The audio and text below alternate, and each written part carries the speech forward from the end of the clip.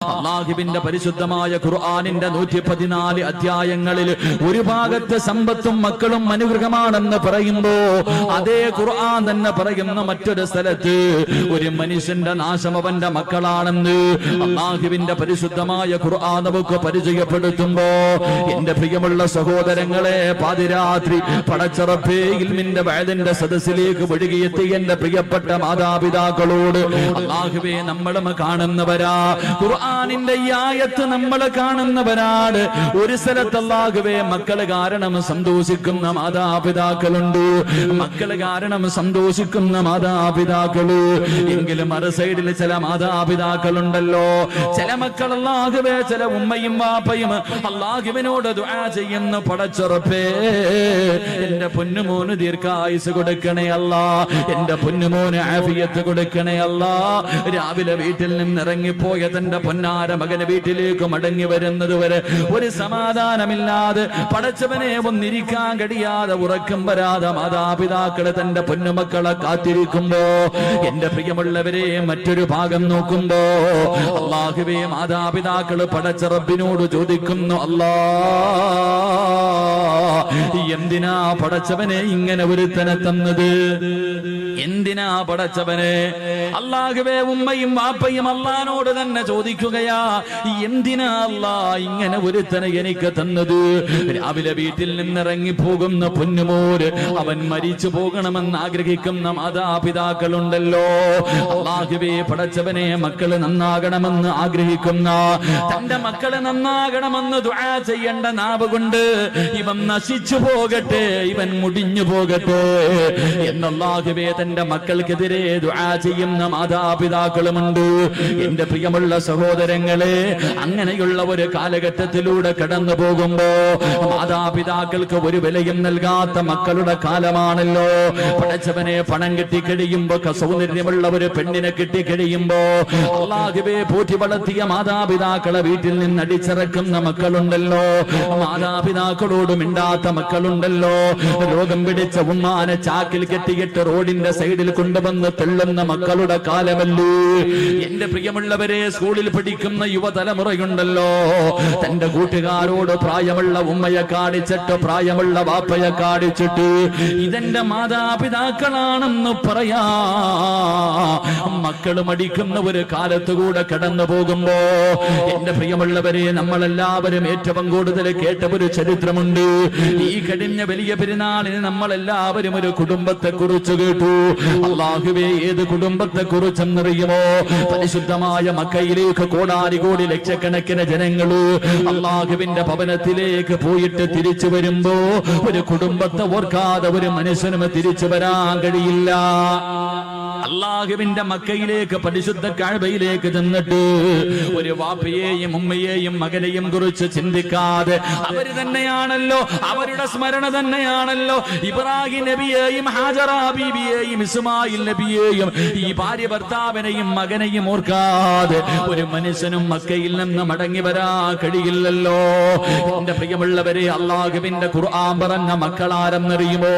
അല്ലാഹുവിന്റെ പരിശുദ്ധമായ ഖുർആൻ ഒരു മകനെ കുറിച്ച് പറഞ്ഞു തരികയാ.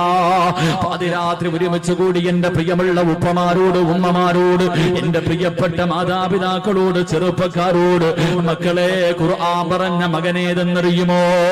എന്റെ പ്രിയമുള്ളവരെ, അല്ലാഹുവിന്റെ ഖുർആൻ പറയുന്നു, ഇന്നല്ലാഹ ഇസ്തഫാ ലി ആദമ വനൂഹ വആല ഇബ്രാഹീം. അല്ലാഹുവിന്റെ പരിശുദ്ധമായ ഖുർആൻ പറയുന്നു, ആദം നബി അലൈഹിസ്സലാമിനെ അല്ലാഹു തിരഞ്ഞെടുത്തു, നൂഹ് നബി അലൈഹിസ്സലാമിനെയും അല്ലാഹു തിരഞ്ഞെടുത്തു. എന്നിട്ട് അല്ലാഹു പറഞ്ഞു വആല ഇബ്രാഹീം, ഇബ്രാഹിം നബിയെ തെരഞ്ഞെടുത്തു എന്നല്ല പറഞ്ഞത്, ഇബ്രാഹിം നബിയുടെ കുടുംബത്തെ തെരഞ്ഞെടുത്തു എന്ന് പരിശുദ്ധമായ ഖുർആൻ പറയുകയാ. ഏത് കുടുംബമെന്നറിയുമോ? എന്റെ പ്രിയമുള്ളവരെ, ആരാണ് ഇബ്രാഹിം നബി എന്നറിയുമോ? ഇബ്രാഹിം നബിയുടെ ചരിത്രം ഈ മുസ്ലിമീങ്ങൾക്ക് മറക്കാൻ കഴിയില്ലല്ലോ. എന്റെ പ്രിയമുള്ളവരെ, മഹാനായ ഖലീലുള്ളാഹി ഇബ്രാഹിം നബി അലൈഹിസ്സലാം തന്റെ പ്രിയപ്പെട്ട ഭാര്യയായ സാറാ ബീവി റളിയല്ലാഹു തആല അൻഹാ രണ്ടുപേരും വിവാഹം കഴിഞ്ഞു. ഒരുപാട് നാളുകളായി മക്കളില്ല, രണ്ടുപേർക്കും പ്രായമായിരിക്കുകയാണ്. ആ സമയത്ത് ഇബ്രാഹിം നബി അല്ലാഹുവിനോട് ദുആ ചെയ്യുകയാ, മക്കളെ കിട്ടാൻ ദുആ ചെയ്യുകയാണ്. എന്നിട്ടും മക്കളെ കിട്ടാതെ വന്നപ്പോ തന്റെ പ്രിയപ്പെട്ട ഭാര്യയായ സാറാ ബീവി റളിയല്ലാഹു തആല അൻഹാ അവന്റെ ഭർത്താവായ ഇബ്രാഹിം നബിയോട് അവിടുന്ന് പറയുന്നു, നബിയേ, ഇനി ഞാൻ പ്രസവിക്കുമെന്ന് തോന്നുന്നില്ല നബിയേ, എനിക്കൊരുപാട് പ്രായമായല്ലോ, അതുകൊണ്ട് നിങ്ങൾ മറ്റൊരു വിവാഹം കഴിക്കണം നബിയേ. ഒരു ഭാര്യ ഭർത്താവിനോട് മറ്റൊരു വിവാഹം കഴിക്കാൻ പറയുകയാ. ഇബ്രാഹിം നബിയോട് പറഞ്ഞു, നിങ്ങൾ മറ്റൊരു വിവാഹം കഴിക്കണം. ആ വിവാഹത്തിലൂടെ ഒരു കുഞ്ഞുണ്ടായാ അത് എന്റെ കുഞ്ഞ് തന്നെയല്ലേ നബിയേ, എനിക്കവനെ സ്നേഹിക്കാൻ കഴിയുമല്ലോ. ഇബ്രാഹിം നബി തന്റെ പ്രിയപ്പെട്ട ഭാര്യയോട് പറഞ്ഞു, സാറാ, എങ്കിൽ നീ തന്നെ ഒരു പെണ്ണിനെ കാണിച്ചതാ. ആരെയാണ് ഞാൻ വിവാഹം കഴിക്കേണ്ടത്? നീ തന്നെ കാണിച്ചതാ സാറാ. സാറാ ബീവി റളിയല്ലാഹു തആല അൻഹ ഒരു പെണ്ണിനെ കാണിച്ചു കൊടുക്കുകയാ. ആരെയാ കാണിച്ചു കൊടുത്തത്? മഹദി ഹാജറാ. ഹാജറാ ബീവി റളിയല്ലാഹു തആല അൻഹയെ കാണിച്ചു കൊടുക്കുകയാണ്. എന്റെ പ്രിയമുള്ളവരെ, ചരിത്രമറിയാ, ഇബ്രാഹിം നബി ഹാജറാ ബിയെ വിവാഹം കഴിച്ചു. അവിടെ നിന്നൊരു കുഞ്ഞു ജനിക്കുകയാണ്, ഒരു പൊന്നുമോന് ജനിക്കുകയാണ്. ഇസ്മായിൽ എന്ന് പേരിടുകയാ. അല്ലാഹുവേ, തന്റെ പ്രിയപ്പെട്ട ഭാര്യ പ്രസവിച്ച് തന്റെ ചോരക്കുഞ്ഞിനെയും കെട്ടിപ്പിടിച്ചു കൊണ്ടിരിക്കുമ്പോ അതാ വരുന്നു ഇബ്രാഹിം നബി. വന്നിട്ട് പറയുന്നു, ഹാജറാ, യാത്രയ്ക്ക് പോകാൻ തയ്യാറെടുത്തോ. പ്രസവിച്ച് കിടക്കുന്ന ഭാര്യയോട് പറയുകയാണ്, ചോര കുഞ്ഞിനെയും എടുത്തിട്ട് യാത്രയ്ക്ക് തയ്യാറെടുത്തോ. ഹാജറ ചോദിച്ചു, എവിടേക്കാണ് പോകുന്നതെന്ന് ചോദിച്ചില്ല. ഭർത്താവ് ഒരുങ്ങാൻ പറഞ്ഞു, ഞാൻ പ്രസവിച്ച് കിടക്കുകയാണെന്ന് പറഞ്ഞില്ല. ഒരുങ്ങാൻ പറഞ്ഞു. ആ സാലിഹത്തായ പെണ്ണനുസരിക്കുകയാണ്. ഭർത്താവ് ഒരുങ്ങാൻ പറഞ്ഞു, ആ പെണ്ണൊരുങ്ങുകയാണ്. തന്റെ ചോര കുഞ്ഞിനെ എടുത്തു. അല്ലാഹുവേ, ഇബ്രാഹിം നബി അലൈഹിസ്സലാം കടന്നു പോവുകയാണ്. അവസാനം യാത്ര ചെയ്ത് മക്കയിലെത്തിയിട്ട്, പടച്ചവനെ, സഫാ മർവ എന്ന് പറയുന്ന രണ്ട് മലകളുണ്ടല്ലോ. അല്ലാഹുവേ, ജനവാസമില്ലാത്ത ഒരു പറവ് പോലും പറക്കുന്ന പോകാത്ത ഒരു പറവ് പോലും ഇല്ലാത്ത ഒരു മനുഷ്യനില്ലാത്ത രണ്ട് മലകൾക്ക് നടുവിൽ തന്റെ പ്രിയപ്പെട്ട ഭാര്യയെയും ചോരക്കുഞ്ഞിനെയും അതാ ഇബ്രാഹിം നബി ഇറക്കി വിട്ടിട്ട് കുടിക്കാനുള്ള വെള്ളവും കഴിക്കാനുള്ള കാരക്കയും കയ്യിലേക്ക് വെച്ചു കൊടുത്തിട്ട് ഇബ്രാഹിം നബി അലൈഹിസ്സലാം തിരിച്ചു നടക്കുകയാ. സാറാ ബീവി ഇങ്ങനെ അതാ ഹാജറാ ബീവി അത്ഭുതത്തോടെ നോക്കുകയാണ്. തന്റെ പ്രിയപ്പെട്ട ഭർത്താവ് ചോദിക്കുന്നതിനൊന്നും മറുപടി പറയാതെ മിണ്ടാതെ നടന്നു പോവുകയാ. ഹാജറാ ബീവി ചോദിച്ചു, നബിയേ, അല്ലാഹുവിന്റെ കൽപ്പനയാണോ അതോ സ്വന്തം തീരുമാനമാണോ? ആ സമയത്തിന്റെ പ്രിയമുള്ളവരെ, ഹാജറാ ബീവി റളിയല്ലാഹു തആല അൻഹയോട് അവിടുന്ന് പറഞ്ഞ മറുപടി എന്തെന്നറിയുമോ? അവിടുന്ന് പറയുന്നു, ഹാജറാ, ഇത് എന്നെ പടച്ച റബ്ബിന്റെ തീരുമാനമാ ഹാജറാ. തന്റെ തോരക്കുഞ്ഞിനെ നെഞ്ചിലേക്ക് ചേർത്ത് പിടിച്ചിട്ട് ചിരിക്കുന്ന മുഖത്തോടെ ഹാജറ പറഞ്ഞു, ഹസ്ബുനല്ലാഹ്, ഹസ്ബുനല്ലാഹ്, എങ്കിലും നിങ്ങൾ സന്തോഷത്തോടെ പൊക്കോ. എന്നെയും എന്റെ കുഞ്ഞിനെയും നോക്കാൻ അല്ലാഹുവിനറിയാ. എന്നെയും എന്റെ കുഞ്ഞിനെയും നോക്കാൻ അല്ലാഹുവിനറിയാ. എന്റെ പ്രിയമുള്ളവരെ, ഇബ്രാഹിം നബി നടന്നു പോവുകയാ. കൊല്ലങ്ങൾ കഴിഞ്ഞു. ഇസ്മായിൽ നബി അലൈഹിസ്സലാം വളരുകയാണ്. ഇസ്മായിൽ നബി അലൈഹിസ്സലാം വളരുകയാണ്. വാപ്പ ഇടയ്ക്കിടയ്ക്ക് വരാറുണ്ട്. അങ്ങനെ വളർന്ന് ചരിത്രം പറയുന്നു. അവസാനം ഇബ്രാഹിം നബി അലൈഹിസ്സലാം മടങ്ങി വരികയാ. തന്റെ പ്രിയപ്പെട്ട ഭാര്യയുടെ മുന്നിൽ, മകന്റെ മുന്നിലേക്ക് അതാ വർഷങ്ങൾ കഴിഞ്ഞു മടങ്ങി വന്നു. ഇബ്രാഹിം നബി അലൈഹിസ്സലാം അതാ തന്റെ മകന്റെ കൂടെ കൂടിയിട്ട് വല്ലാത്ത സന്തോഷമാ. വാപ്പയും മകനും ഇങ്ങനെ സന്തോഷത്തോടെ കഴിയുന്നത് കണ്ടപ്പോ ഇബ്രാഹിം നബി അലൈഹിസ്സലാം ഇസ്മായിൽ നബിക്ക് 10 വയസ്സിന്റെ താഴെയാണ് പ്രായം. ചരിത്രം പറയുകയാ. എന്റെ പ്രിയമുള്ളവരെ, ഒരു ദിവസം രാവിലെയുണ്ടല്ലോ, ഇബ്രാഹിം നബി തന്റെ പൊന്നുമോന്റെ കയ്യിൽ പിടിച്ചിട്ട് ചോദിക്കുന്നു, മോനെ ഇസ്മായിലേ, അല്ലാഹു പറഞ്ഞിരിക്കുകയാ നിന്നെ അറുത്തു കൊടുക്കാൻ. ഇന്നലെ വാപ്പ ഒരു സ്വപ്നം കണ്ട പൊന്നുമോര്, അല്ലാഹു നിന്നെ അറുത്തു കൊടുക്കാൻ അല്ലാഹു പറഞ്ഞിരിക്കുകയാ. നിന്റെ അഭിപ്രായം എന്താണെന്ന് വാപ്പ തന്റെ പൊന്നുമകനോട് ചോദിക്കുമ്പോ ആ മകൻ വാപ്പയുടെ കയ്യിൽ പിടിച്ചിട്ട് ചിരിക്കുന്ന മുഖത്തോട് അവിടെന്ന് പറഞ്ഞ മറുപടി അല്ലാഹുവിന്റെ ഖുർആൻ പറയുകയാണ്, ഇഫ്അൽ മാ തുമർ സതജിദുനി ഇൻഷാ അല്ലാഹ്. വാപ്പയോട് തന്റെ പൊന്നാര 10 വയസ്സിന്റെ താഴെ മാത്രം പ്രായമുള്ള പൊന്നുമൂര് അവിടുന്ന് ചിരിച്ചുകൊണ്ട് പറയുന്നു, വാപ്പാ അല്ലാഹുവിന്റെ കൽപ്പന അനുസരിക്കണേ വാപ്പാ, അല്ലാഹു പറയുന്നത് അനുസരിക്കു വാപ്പാ, വിധിയുണ്ടെങ്കിൽ നാളെ സ്വർഗത്തിൽ വെച്ച് കാണാ. തന്റെ വാപ്പയെ വല്ലാതെ അത്ഭുതപ്പെടുത്തുകയാണ്. എന്റെ പ്രിയമുള്ള പെങ്ങളെ, തിന്ന വാപ്പയുടെ കയ്യിൽ പിടിച്ചിട്ട് തന്റെ പൊന്നുമോനെ അറുക്കുന്നതിന് വേണ്ടി വാപ്പ തയ്യാറെടുക്കുമ്പോ, തന്റെ പൊന്നുമോനെ അറുക്കുന്നതിന് വേണ്ടി വാപ്പ തയ്യാറെടുക്കുമ്പോ ആ പൊന്നുമോൻ ഉപ്പയുടെ കയ്യിൽ പിടിച്ചിട്ട് പറഞ്ഞു, ഉപ്പാ എനിക്ക് 4 വസിയ്യത്തുണ്ട് വാപ്പാ. ആ 10 വയസ്സിന്റെ താഴെ മാത്രം പ്രായമുള്ള പൊന്നുമോനോട് വാപ്പ ചോദിച്ചു, എന്തേ മോനെ, എന്തേ നിനക്ക് അവസാനമായി വസിയ്യത്ത് ചെയ്യാനുള്ളത്? അവിടുന്ന് പൊന്നുമോൻ ഉപ്പാരോട് പറയുന്ന, ഉപ്പാ എന്നെ മലർത്തി കിടത്തിയിട്ട് കഴുത്തില് കത്തിവെച്ചറുക്കല്ലേ, എന്നെ കമഴ്ത്തി കിടത്തിയിട്ട് എന്റെ പിരടിയിലെ കത്തിവെച്ചറുക്കാൻ പാടുള്ളൂ. അത്ഭുതത്തോടെ ഇബ്രാഹിം നബി ചോദിച്ചു, മോനെ കാരണമെന്തേ? അവിടുന്ന് പറഞ്ഞു കൊടുത്തു, വാപ്പാ നിങ്ങളെ എനിക്ക് വല്ലാത്ത ഇഷ്ടമാ, എന്നെ നിങ്ങൾക്ക് വല്ലാത്ത ഇഷ്ടമാണ്. അറുക്കുന്നതിന് വേണ്ടി കഴുത്തിലേക്ക് കത്തികിടത്ത് വെക്കുമ്പോ എന്റെ മുഖമെങ്ങാണം കണ്ട നിങ്ങളെ കൊണ്ടറുക്കാ കഴിയില്ല വാപ്പാ, അല്ലാഹുവിന്റെ കൽപ്പന അനുസരിക്കാ കഴിയില്ല. അതുകൊണ്ട് എന്നെ കമഴ്ത്തി കിടത്തിയിട്ട് പിരടിയില് കത്തിവെച്ചറുക്കാൻ പാടുള്ളൂ. രണ്ടാമതായി പറഞ്ഞു കൊടുക്കുന്നു, വാപ്പാ എന്റെ കയ്യും കാലും കെട്ടിയിടണേ വാപ്പാ, എന്റെ കയ്യും കാലും കെട്ടിയിടണം. എന്തിനാ മോനെ, എന്തിനാ മോനെ?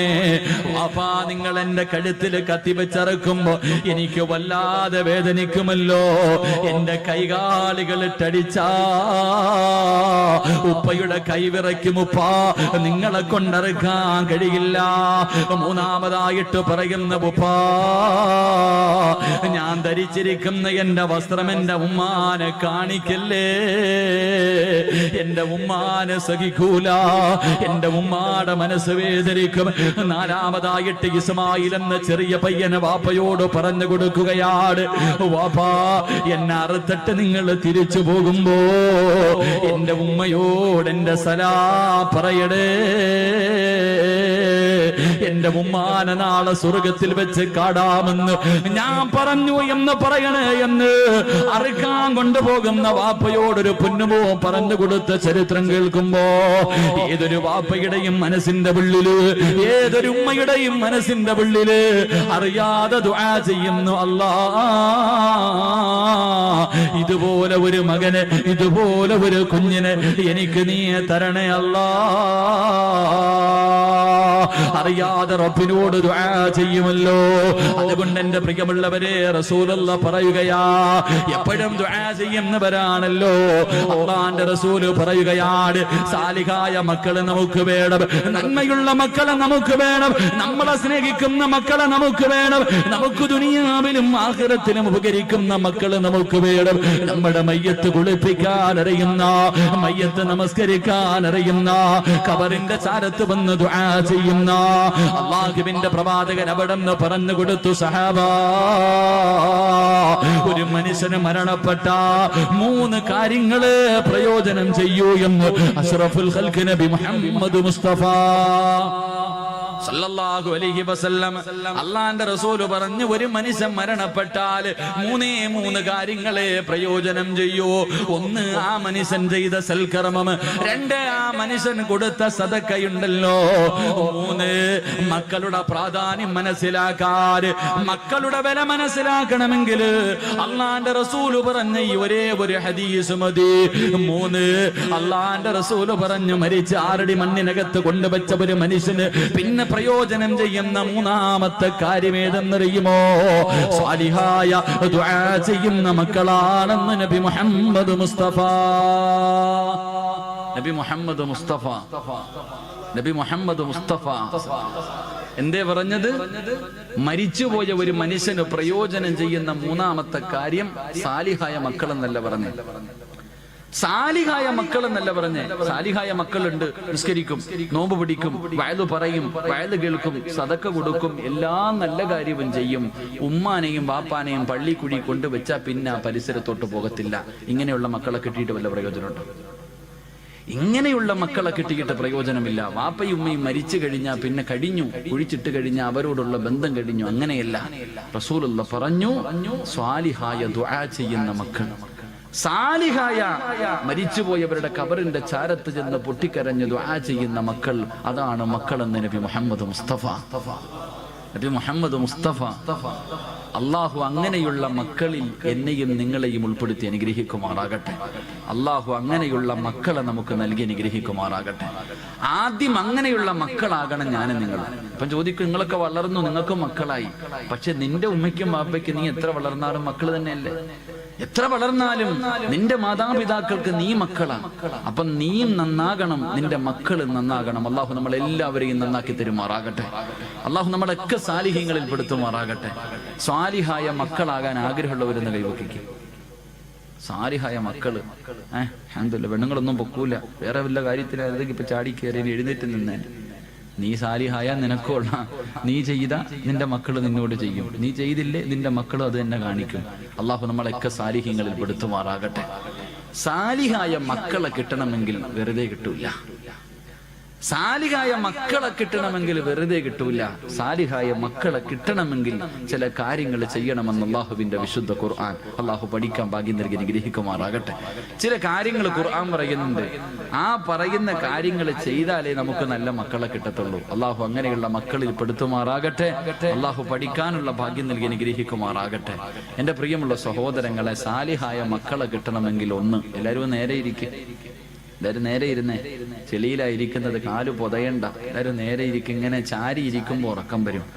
ഇങ്ങനെ ചാരി ഇരിക്കുമ്പോ ശൈത്താൻ അടുത്ത് വന്നിട്ട് അളിയാ ഉറങ്ങടാന്ന് ഇങ്ങനെ തടകുക. ഓനിങ്ങനെ തടകി ഉറക്കാൻ നടക്കുക. ഓനിപ്പോ ഏറും കൊണ്ടിട്ട് വെറുതെ നടക്കുക. ഈ 28 ലക്ഷം ഹാജിമാരെങ്ങാണ്ട് ഈ വർഷമുണ്ട്. എല്ലാരും കൂടെ എറിഞ്ഞെറിഞ്ഞവന്റെ ഊപ്പാട് വന്നിരിക്കുക. എല്ലാരും കൂടെ പോയി കിടന്നിട്ട് ജംറയിലും അള്ളാഹു 7 കല്ല് വെച്ച് 21 കല്ല് ഒരു ദിവസം. എന്തോ ഏറെന്ന് പറഞ്ഞ ഓരോ മനുഷ്യന്റെ ഏറ്. ചില പാകിസ്ഥാനികളൊക്കെ ചെരുപ്പാ എറിയുന്ന ഊരിയിട്ട് ശൈത്താനെ. അതാ മനസ്സിലാക്കേണ്ടത്. ശൈത്താൻ ചിലരുടെ ഏറ് കാണുമ്പോ നമ്മള് ഏറ്റവും കൂടുതൽ ഈ സെൽഫിയുടെ കാലമാണല്ലോ. ജംറയിൽ ഇങ്ങനെ കല്ലെറിയ, ശൈത്താനെ കല്ലെറിയുന്ന സമയത്ത് ഒരുത്തൻ ഒരു സെൽഫി, ശൈത്താനോടൊപ്പം ഒരു സെൽഫി പത്രത്തിലൊക്കെ ഉണ്ടായിരുന്നു. കല്ലെറിയുമ്പോഴും സെൽഫി. ഓനെ നോക്കിയിട്ട് ശൈത്താൻ ചിരിക്ക, എടാ നീ എന്നെ എറിയുന്നു, നീ നിന്നെ തന്നെ എറിയടാന്ന് ചിന്തിക്കണേ. അപ്പൊ അതുകൊണ്ട് ഇങ്ങനെയുള്ള സദസ്സിൽ വന്നിരുത്തിയിട്ട് നമ്മളെ ഉറക്കാൻ അവൻ പരിശ്രമിക്കും. ഉറങ്ങണ്ട, ഉറങ്ങാനൊരു ഭാഗ്യം വേണം. ഇല്ലേ ഉസ്താദ്, സ്വർഗത്തിരുന്ന് ഉറങ്ങാനൊരു യോഗം വേണ്ടേ? ശരി, അള്ളാഹു നമുക്ക് കയ്യുമാ നൽകി അനുഗ്രഹിക്കുമാറാകട്ടെ. അതുകൊണ്ട് സാലിഹായ മക്കളെ കിട്ടണമെങ്കിൽ ഒന്ന് ഖുർആൻ പറയാം. അള്ളാഹുവിന്റെ പരിശുദ്ധമായ ഖുർആൻ പറയുന്ന സ്വാലിഹായ മക്കളെ കിട്ടണമെങ്കിൽ ഒന്ന്. എന്റെ പ്രിയമുള്ള സഹോദരങ്ങളെ, ഒരു മനുഷ്യൻ ഒരു കൃഷി ചെയ്യാൻ തീരുമാനിച്ചു. കൃഷി ചെയ്യാൻ ഒരാള് തീരുമാനിക്കുമ്പോ ഇന്ന സ്ഥലത്ത് കൃഷി ചെയ്താൽ വിളവ് കിട്ടുമെന്ന് ഉറപ്പുള്ള സ്ഥലത്തല്ലേ കൃഷി ചെയ്യാറുള്ളൂ? ഇല്ലേ മനുഷ്യന്മാരെ പറ. ഇവിടെ കൃഷി ഇറക്കിയാൽ വിളവ് കിട്ടുമെന്ന് ഉറപ്പുള്ള സ്ഥലത്തെ ഒരാൾ കൃഷി ചെയ്യത്തുള്ളൂ. ഒരു കട, ഒരു സ്ഥാപനം തുടങ്ങിയാൽ ഇവിടെ കച്ചവടം ഉണ്ടാകും, ലാഭം ഉണ്ടാകാൻ സാധ്യതയുണ്ടെങ്കിൽ മാത്രമേ ഒരാൾ അവിടെ കടയിടാൻ പോകത്തുള്ളൂ. കടയിട്ടാൽ കച്ചവടം നടക്കൂല എന്നുറപ്പുള്ള സ്ഥലത്ത് ആരെങ്കിലും കൃഷി ഇറക്കോ അല്ലെങ്കിൽ കടയിടോ? ചെയ്യൂല. എങ്കിൽ അള്ളാഹുവിന്റെ പരിശുദ്ധമായ ഖുർആൻ പറയുകയാണ്, സ്വാലിഹായ മക്കളെ കിട്ടണമെങ്കിൽ ഒന്നാമതായി ഖുർആൻ പറയുകയാ, വൽ ബലദു തയ്യിബു യഖ്റുജു നബാതുഹു ബിഇദ്നി റബ്ബി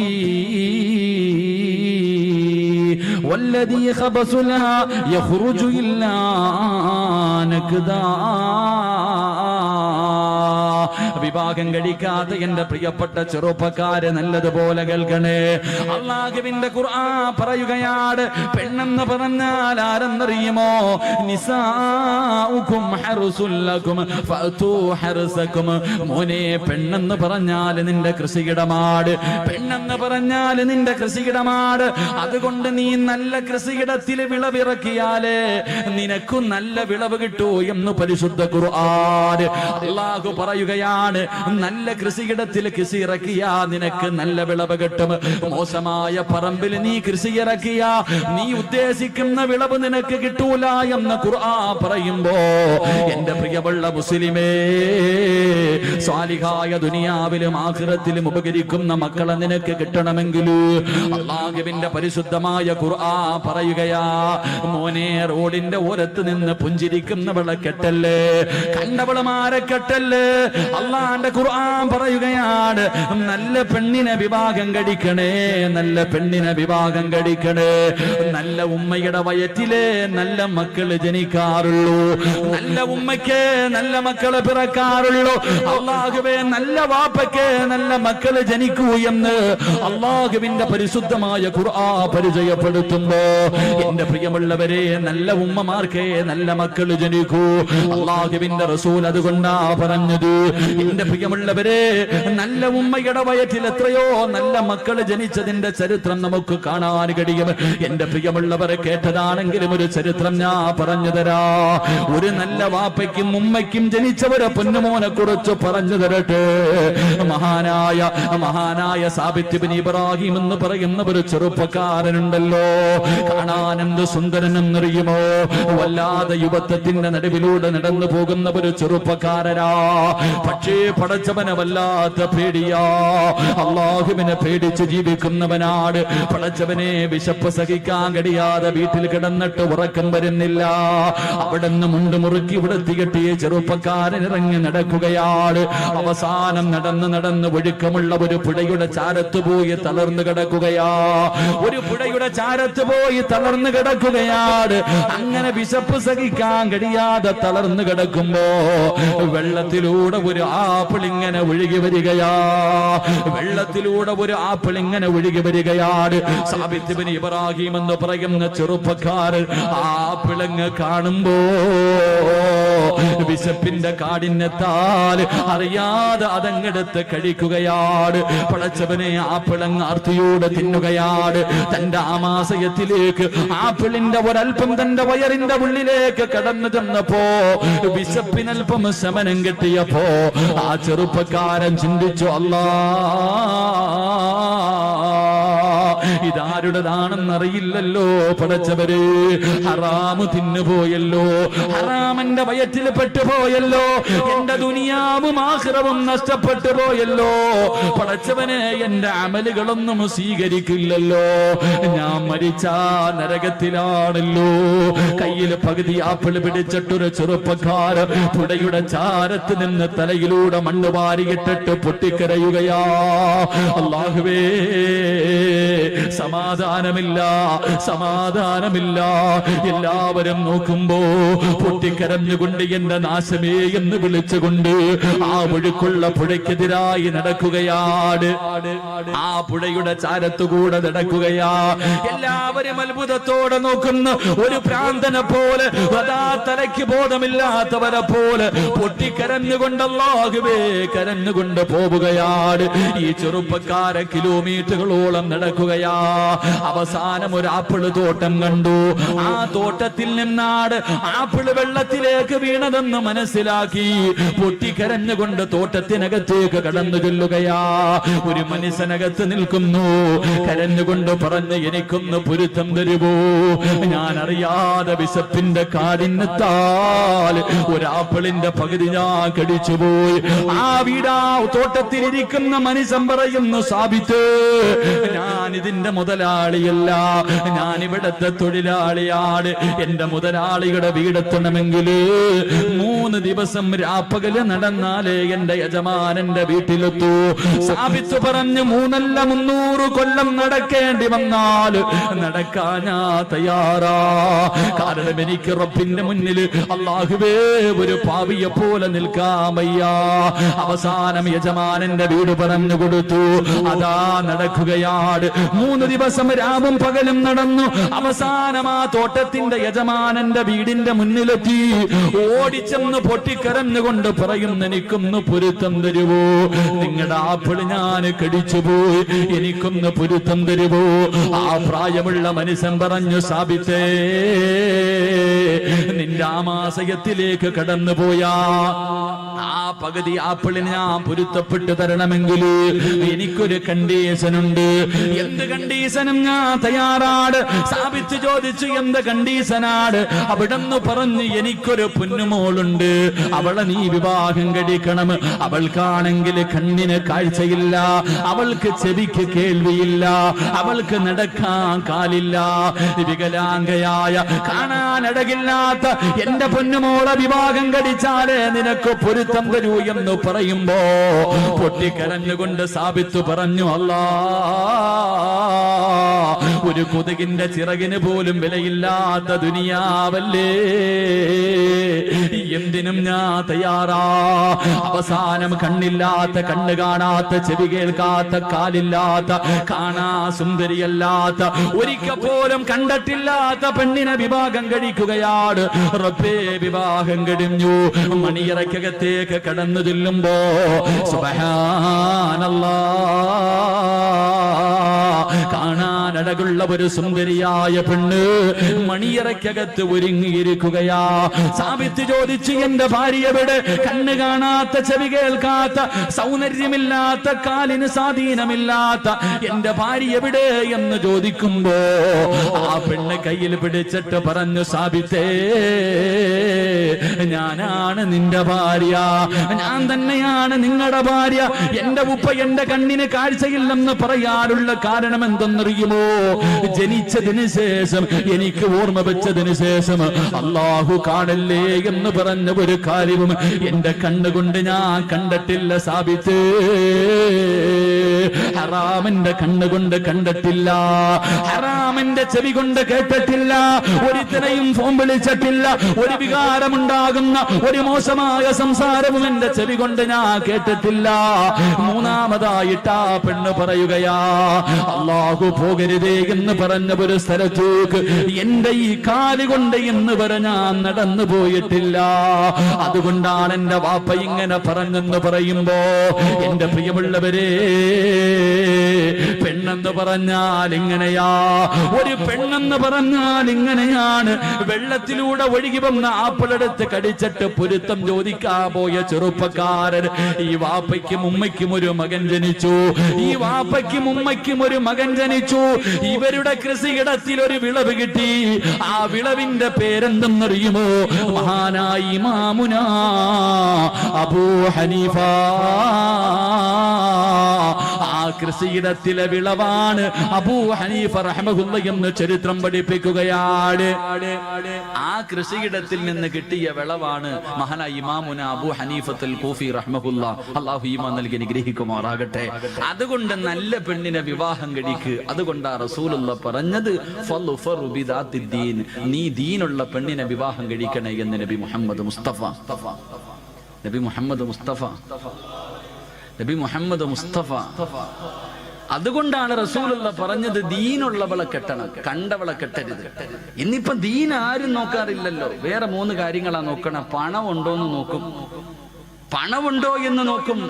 ഒന്ന് പെറ്റതാണെങ്കിലും കുഴപ്പമില്ല, ഒരുത്തന്റെ കൂടെ ഒളിച്ചോടിയതാണെങ്കിലും കുഴപ്പമില്ല, തന്നെക്കാലം വയസ്സുകൂടെ ഒന്നും വേണ്ട, പണമുണ്ടോ കെട്ടാൻ തയ്യാറാണ്. എന്റെ പ്രിയപ്പെട്ട ചെറുപ്പക്കാരോട് പെണ്ണുപിള്ള മുന്നിൽ ഉമ്മ പറയും, സ്ത്രീധനം ഉണ്ടെങ്കിൽ മാത്രമേ കല്യാണത്തിന് സമ്മതിക്കൂ, പൊന്നു മോനെ വെറുതെ നിൽക്കരുത്. എന്റെ പ്രിയപ്പെട്ട ചെറുപ്പക്കാരോട് പറയുന്നു, സ്ത്രീധനം വാങ്ങണമെന്ന് വാപ്പയും ഉമ്മയും പറഞ്ഞ അനുസരിക്കല്. കാരണം അവരല്ല ജീവിക്കേണ്ടത്, നീയാ ജീവിക്കണ്ടേ. അള്ളാന്റെ റസൂല് പറയുന്നു, മൻ തസവ്വജ ലി ഇംറഅതി മാലിഹാ ലം യസിദുഹു ഇല്ലാ ഫഖറാ. പെണ്ണിന്റെ പണം കണ്ടിട്ട് പെണ്ണ് കെട്ടുന്നവനെ, പെണ്ണിന്റെ പണം കണ്ടിട്ട് പെണ്ണ് കെട്ടുന്നവനെ, നീ എത്ര കോടിയ കണക്കിന് സ്ത്രീധനം വാങ്ങിയാൽ നിന്നെ ദാരിദ്ര്യം പിടിപെടുമെന്ന് ആദരവായ പ്രവാചകൻ നബി മുഹമ്മദ് മുസ്തഫ. 1 കോടി രൂപയും ബെൻസ് കാറും വാങ്ങിയവനാണെങ്കിൽ നീ യതീംഖാനയിലായി പോകുമെന്ന് നബിയിനാ റസൂലുള്ളാഹി. അപ്പൊ പണം നോക്കിയിട്ട് പെണ്ണ് കെട്ടിയാ നീ യതീംഖാനയിലാകും. ഇനി 2 ഗ്ലാമർ ഉണ്ടോ? അതാ കൂടെ കൊണ്ട് നടക്കുമ്പോ എല്ലാരും ചോദിക്കണം, പൊട്ടന് ലോട്ടറി അടിച്ചതുപോലെ എവിടുന്ന് കിട്ടിയടാ? കാണുന്നവനൊക്കെ ഇങ്ങനെ നോക്കണം. ഗ്ലാമറുള്ള പെണ്ണ്, സൗന്ദര്യമുള്ള പെണ്ണ്. റസൂലുള്ള പറഞ്ഞു, വേണ്ട മോനെ, ഗ്ലാമർ കൂടിയവളെ നീ കെട്ടല്ലേ, അവളുടെ സൗന്ദര്യം അവളെ നശിപ്പിച്ചു കളയുമെന്ന് നബിയിനാ റസൂലുള്ളാഹി. അതുകൊണ്ടാണ് ഭർത്താക്കന്മാരോട് പറയുന്നത്, നിന്റെ ഭാര്യയ്ക്ക് നിന്നെക്കാളും ഗ്ലാമർ ഉണ്ടെങ്കിലും സുന്ദരിയാണെന്ന് പറയാൻ പാടില്ല. നിന്നെക്കാളും ഗ്ലാമർ നിന്റെ ഭാര്യക്കുണ്ടെന്ന് പറയാൻ പാടില്ല. പറഞ്ഞു കഴിഞ്ഞാൽ പിന്നെ ഓള് താഴെയെങ്ങും നിൽക്കൂല. ഓള് വിചാരിക്കും ഇവനില്ലെങ്കിൽ ഇവന്റെ വാപ്പ, അങ്ങനെ എന്താ താഴെയെങ്ങും നിൽക്കൂല, പിന്നെ അങ്ങ് കൂടും, അർശിന്റെ മുകളിലെത്തും. പെണ്ണിന്റെ സൗന്ദര്യം നോക്കിയിട്ട് കെട്ടാൻ പാടില്ല. 3 കുടുംബ മഹിമ നോക്കും. അവനവനെ കൊണ്ട് പറ്റുന്നിടത്ത് പോയി കയറിയാ പോരെ. പുളിങ്കൊമ്പിലേ പിടിക്കത്തുള്ളൂ. അത്തപ്പാടിയാ അന്നന്നത്തെ ചെലവിന് എന്റെ കഴിയില്ലാത്തവനെ ഒരു കോടീശ്വരന്റെ മോളെ കെട്ടും. അള്ളാന്റെ റസൂല് പറഞ്ഞു, നീ കുടുംബ മഹിമ നോക്കിയിട്ട് പെണ്ണ് കെട്ടല്ലേ, നീ ആ കുടുംബത്തിൽ നാറിപ്പോകുമെന്ന് നബിയിനാ റസൂലുള്ളാഹി. അവരുടെ മുന്നിൽ നീ നാണം കെട്ടുപോകും, അവനവനെ കൊണ്ട് പറ്റുന്നത്. അതുകൊണ്ടാ പറഞ്ഞത്, നീ നോക്കണ്ട ഒന്നാമത്തെ കാര്യം, അവക്ക് അള്ളാനെ പേടിയുണ്ടോ? നിസ്കരിക്കാൻ അറിയോ? അവൾക്ക് റസൂലുള്ളാഹിനെ കുറിച്ച് അറിയോ? ഖുർആൻ ഓതാൻ അറിയുമോ? ദീനുള്ള പെണ്ണിനെ വിവാഹം കഴിക്ക്. ആ കൃഷിയിടത്തിൽ നല്ല മക്കൾ ജനിക്കുമെന്ന് നബി മുഹമ്മദ് മുസ്തഫ. അള്ളാഹു നമുക്കൊക്കെ നല്ല ഭാര്യമാരെ നൽകി അനുഗ്രഹിക്കുമാറാകട്ടെ. തന്നതിന് അള്ളാഹു നന്നാക്കി തരുമാറാകട്ടെ. ഒരു വാപ്പയും വിവാഹം കഴിക്കാത്ത മകനും കൂടെ ഈ മജ്ലിസിന്റെ സദസ്സിലുണ്ട്. ദുആ ചെയ്യുമ്പോ ഉസ്താദ് പറയുന്നു, മനസ്സിലെ ആഗ്രഹം എന്താണോ കരുതാൻ പറഞ്ഞാൽ, വിവാഹം കഴിക്കാത്ത മകൻ ഒരു സൈഡിൽ ഇരുന്ന് ചിന്തിക്കും, പടച്ചോനെ ഒരു സാലിഹത്തായ പെണ്ണിനെ എനിക്ക് തരണേ തമ്പുരാനെ. വാപ്പ ഇപ്പുറത്തിരുന്ന് പറയും, തന്നതിനെ ഒന്ന് നന്നാക്കി തരണേ പടച്ചവനെ. 2 പേര് ആവശ്യക്കാരിതാ. ഭാര്യയും വിവാഹം കഴിച്ചവരും കഴിക്കാത്തവരും എല്ലാവരും ഒരു സാലിഹത്തായ പെണ്ണിനെയാ കരുതുന്നേ. അള്ളാഹു നല്ല ഭാര്യമാരെ നൽകി അനുഗ്രഹിക്കുമാറാകട്ടെ. ചില പെണ്ണുങ്ങൾ വീടിന്റെ നാശമാണ്, ചില ഭാര്യമാർ വീടിന്റെ ഐശ്വര്യം നഷ്ടപ്പെടുത്തുന്നവരാ. അള്ളാഹു നമ്മളെ കാക്കുമാറാകട്ടെ. 6 സ്വഭാവമുള്ള പെണ്ണുങ്ങൾ വീടിന്റെ ഐശ്വര്യം നഷ്ടപ്പെടുത്തുന്നവരാ. അള്ളാഹു നമ്മുടെ ഭാര്യമാരെയൊക്കെ കാക്കുമാറാകട്ടെ. 6 സ്വഭാവമുള്ള പെണ്ണുങ്ങൾ വീടിന്റെ ഐശ്വര്യം നഷ്ടപ്പെടുത്തി കളയുന്നവരാ. ഞാൻ പറഞ്ഞു തരാം, നിങ്ങളുടെ ഭാര്യമാർക്ക് ആ സ്വഭാവം ഉണ്ടെങ്കിൽ തിരുത്തി കൊടുക്കൂ. പറമനുഷ്യന്മാരെ പറഞ്ഞു തരട്ടെ, ഉള്ള സമാധാനം പോയി കിട്ടും. നീ അനുഭവിക്കുന്നതിന്റെ കാരണവിതാ. എന്റെ പ്രിയപ്പെട്ട പെങ്ങളോട് പറയുന്നു, ഈ പറയുന്ന 6 ദുശീലങ്ങളിൽ ഏതെങ്കിലും ഒരെണ്ണം നിനക്കുണ്ടെങ്കിൽ തിരുത്തിക്കോ, ഇല്ലെങ്കിൽ നിന്റെ ജീവിതം നല്ല നിലയിൽ മുന്നോട്ട് പോകത്തില്ല. അള്ളാഹു പഠിക്കാൻ ഭാഗ്യം നൽകി അനുഗ്രഹിക്കുമാറാകട്ടെ. തമ്മിലടിക്കാനല്ല, പഠിക്കാൻ വേണ്ടി ഞാൻ പറഞ്ഞു തരാം. ഇൻഷാ അല്ലാഹ് ജീവിതത്തിൽ ഭാര്യയ്ക്ക് ഉപദേശിച്ചു കൊടുക്കണം. അള്ളാഹു ഈമാൻ നൽകി അനുഗ്രഹിക്കുമാറാകട്ടെ. വീടിന്റെ ഐശ്വര്യം നഷ്ടപ്പെടുത്തി കളയുന്ന ഒന്നാമത്തെ ഭാര്യ, വീടിന്റെ ഐശ്വര്യം നഷ്ടപ്പെടുത്തി കളയുന്ന ഒന്നാമത്തെ ഭാര്യ, എന്റെ പ്രിയമുള്ള സഹോദരങ്ങളെ, എപ്പോഴും രോഗം നടിക്കുന്നവളാ. അള്ളാഹു നമ്മളെ കാക്കുമാറാകട്ടെ. ഭർത്താവ് വന്നിട്ട് പറയും, ഐഷ മോളെ, ഒരു സുലൈമാനി അള്ളാഹ് എനിക്ക് തലവേദനയേക്കാം. ഒരു രോഗമില്ലെങ്കിലും എപ്പോഴും അസുഖം നടിക്കുന്ന ചില ജന്തുക്കളുണ്ട്. ഒരസുഖമില്ലെങ്കിലും അസുഖം നടിക്കുന്ന പെണ്ണ്, വയ്യ വയ്യ വയ്യ. അവൾ എപ്പോഴെങ്കിലും ആരോഗ്യമുണ്ടോ എന്ന് പറയുന്ന ഇന്ന് വരെ കേട്ടിട്ടില്ല. എന്ത് ചെയ്യാൻ പറഞ്ഞാലും രോഗം നടിക്കുന്നവൾ, അവൾ വീടിന്റെ ഐശ്വര്യം നഷ്ടപ്പെടുത്തി കളയുന്നവരാ. അള്ളാഹു നമ്മുടെ ഭാര്യമാരെ കാക്കുമാറാകട്ടെ. അള്ളാഹു നമ്മുടെ ഭാര്യമാരെ കാക്കുമാറാകട്ടെ. ഭർത്താവ് ചെന്നിട്ട് ചോദിക്കും, കേട്ടോടി മൂദേവി ഇന്നങ്ങാര് പറഞ്ഞത്? ഈ പറഞ്ഞ എല്ലാ ഗുണവും നിനക്കൊണ്ട് മര്യാദയ്ക്ക് തിരുത്തിക്കോന്ന് പറഞ്ഞിട്ട് ഇന്ന് തന്നെ തുടങ്ങിയേക്കരുത്. ഞാൻ പഠിക്കാൻ വേണ്ടിയാ പറയണത്, കലഹം ഉണ്ടാക്കാനല്ല. 2 ഞാൻ മൊത്തം പറയണോ? പറയണോ? കേൾക്കാൻ ആഗ്രഹമുള്ള ആണുങ്ങളൊന്ന് കൈവക്കിക്കേ. ഇന്ന് തീരുമാനമായി. ഇന്ന് ബെഡ്റൂമിൽ കയറുമ്പോ പറയും, കേട്ടോ, ഉണ്ടെങ്കിൽ തിരുത്തിക്കോ, നിന്നെ ഉപദേശിക്കല്ല, നന്നാകാൻ വേണ്ടിയാ. 2, എന്റെ പ്രിയമുള്ള സഹോദരങ്ങളെ, രണ്ടാമത്തെ ഭാര്യ ചെയ്ത നന്മകൾ എടുത്തു പറയുന്നവളാ. അള്ളാഹു നമുക്ക് ഈമാൻ നൽകി അനുഗ്രഹിക്കുമാറാകട്ടെ. വിവാഹം കഴിഞ്ഞ് 20 കൊല്ലമായി. ഭാര്യയും ഭർത്താവ് ഇന്നും വഴക്കുണ്ടാകുമ്പോ പെണ്ണുപിള്ള പറയും, അതേ വന്നത് വെറുതെ അല്ല, 30 പവനും 50 സെന്റും കാറുമായിട്ടാ വന്നേ. നിങ്ങളുടെ പെങ്ങളെ കെട്ടിക്കാൻ നേരത്ത് എന്റെ കയ്യിൽ കിടന്നതാ ഞാൻ ഊരിത്തന്നത്. എന്റെ വാപ്പ മരിക്കുന്ന കാലം വരെ നോക്കിയത് ഞാനാ. ചെയ്ത നന്മകൾ എടുത്തെടുത്ത് പറയുന്നവൾ, അവള് നല്ലവളല്ല, വീടിന്റെ നന്മ നഷ്ടപ്പെടുത്തുന്നവളാ. അള്ളാഹു നമ്മുടെ ഭാര്യമാരെ കാക്കുമാറാകട്ടെ. അത് ഭർത്താക്കന്മാരും അങ്ങനെ തന്നെ ആയിരിക്കും കേട്ടാ. ഭർത്താക്കന്മാർ എങ്ങനെ ഉണ്ടായി എങ്ങനെ ആയിരിക്കും. 3, എന്റെ പ്രിയമുള്ള സഹോദരങ്ങളെ, മൂന്നാമത്തെ പെണ്ണ് ഭാര്യയും ഭർത്താവും കൂടെ വീടിന്റെ വെളിയിലിരിക്കുക. രണ്ടുപേരും ഇങ്ങനെ തമാശകളൊക്കെ പറഞ്ഞുകൊണ്ടിരിക്കുമ്പോ അയൽവാസിയായ ആമിനായും ഭർത്താവും കൂടെ വെളിയിലിട്ട് ഇറങ്ങാ. ആ സമയത്ത് ഈ ജന്തു ഭർത്താവിനോട് പറയാ, ആണെന്ന് പറഞ്ഞ അങ്ങനെ ഇരിക്കണം, അങ്ങാരുടെ ബോഡി കണ്ടോ, ഇത് നിങ്ങളിങ്ങനെ നടക്കുക. ഭാര്യയും ഭർത്താവും വീടിന്റെ മുന്നിലിരിക്കുമ്പോ തന്റെ ഭർത്താവിനെ മുന്നിലിരുത്തിയിട്ട് മറ്റൊരുത്തനെ കുറിച്ച് അവൻ വലിയവനാ, അവൻ മറ്റവനാ, മറിച്ചവനാ, അങ്ങനെ ആകണം എന്ന് മറ്റൊരു ആണിനെ ആഗ്രഹിക്കുന്നവള് നല്ലവളല്ല. അള്ളാഹു നമ്മളെ കാക്കുമാറാകട്ടെ. അങ്ങനെ ചില പെണ്ണുങ്ങളുണ്ട്, അടുത്തുണ്ടാവും സ്നേഹം എന്ന് പറഞ്ഞ അങ്ങനെ ആയിരിക്കണം, ഇപ്പോഴും അവര് ചക്കയും മാങ്ങയും പോലെ എവിടെ പോയാലും കൊണ്ടു നടക്കും. ഇങ്ങനെ ഇരുത്തിയിട്ട് പറയും. ചില നട്ടലില്ലാത്ത ജന്തുക്കൾ ഇരുന്ന് കേട്ട് ചിരിച്ചുകൊണ്ടിരിക്കും. ചില കൊന്തന്മാരങ്ങനെ ഭാര്യ എന്ത് പറഞ്ഞാലും കേട്ടോണ്ടിരിക്കും. ഒരെണ്ണം തരന്നിട്ട് വിട്ടു കൊടുക്കേണ്ട സമയം അപ്പോഴാ. മറ്റൊരുത്തനെ കുറിച്ച് മറ്റൊരാണിനെ പുകഴ്ത്തി പറയുന്നത് കേട്ടിട്ട് ഇങ്ങനെ ഇരിക്ക. അടിക്കാൻ പാടില്ല, പക്ഷെ അടിക്കേണ്ട സമയമുണ്ട് മനുഷ്യന്മാരെ. ചില സമയങ്ങളിൽ കൊടുക്കണം. താതാന്ന് പറയുമ്പോ പിന്നെ എങ്ങനെ കൊടുക്കാതിരിക്ക? ചില പെണ്ണുങ്ങൾ ചോദിച്ചുകൊണ്ട് നടക്ക, ഒരെണ്ണം തായിക്കാന്ന് പറഞ്ഞു. എന്റെ പ്രിയമുള്ള സഹോദരങ്ങൾ, അതുകൊണ്ട് മൂന്നാമത്തെ പെണ്ണ് തന്റെ ഭർത്താവിനെ മുന്നിലിരിക്കുമ്പോ മറ്റൊരു ആണിനെ ആഗ്രഹിക്കുന്നവൾ. അള്ളാഹു നമ്മളെ കാക്കുമാറാകട്ടെ.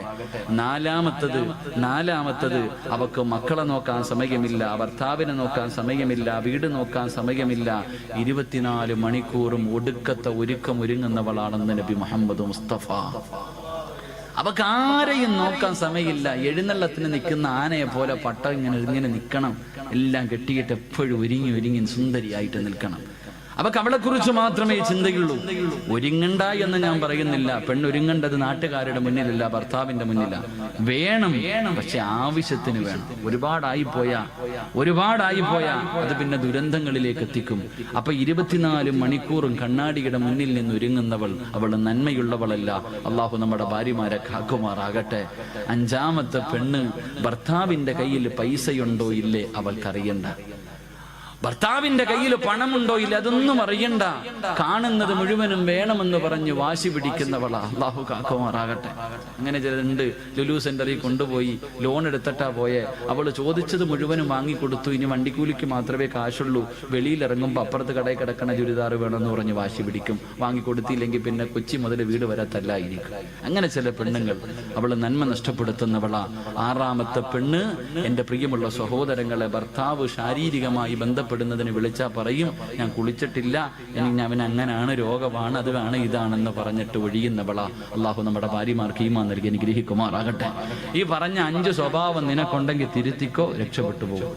തിരുത്താ മനസ്സിന്റെ ഇങ്ങനെ തന്നെ പൊക്കോ, അനുഭവിക്കും. അള്ളാഹു നമുക്ക് ഈമാൻ നൽകി അനുഗ്രഹിക്കുമാറാകട്ടെ.